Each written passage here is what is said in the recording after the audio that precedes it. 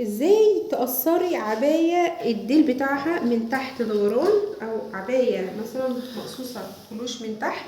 هشوف الطول الاصلي فين، يعني الطول على العميلة لحد هنا، هنزل تحت شوية لان انا هعمل حساب التانية، وبعدين ابتدي ان انا ارسم علامات. العلامات دي تاخد الشكل اللي هو النص دايرة اهو كده.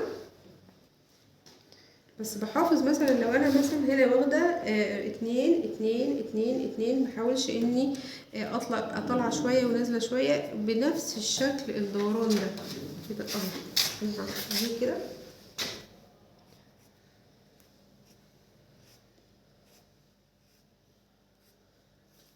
تمام، يبقى كده انا خدت مثلا المسافه دي 3 سم، يبقى كلها 3 سم. دي العلامه المظبوطه اللي المفروض ان التانيه توصل ليها. انا لما اقص هنا ويبقى عندي 2 سم للتانيه، يبقى كده في مساحه ان انا اتني، لكن ما اقصش على العلامه والعبايه بعد كده تقصر. هنقص ازاي؟ اهو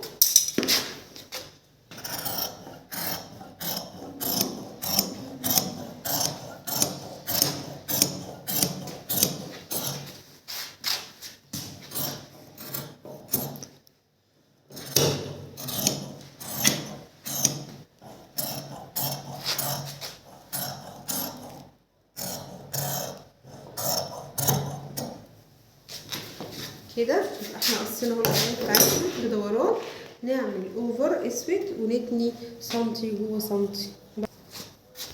قفلتي اول ما قلت نكوي.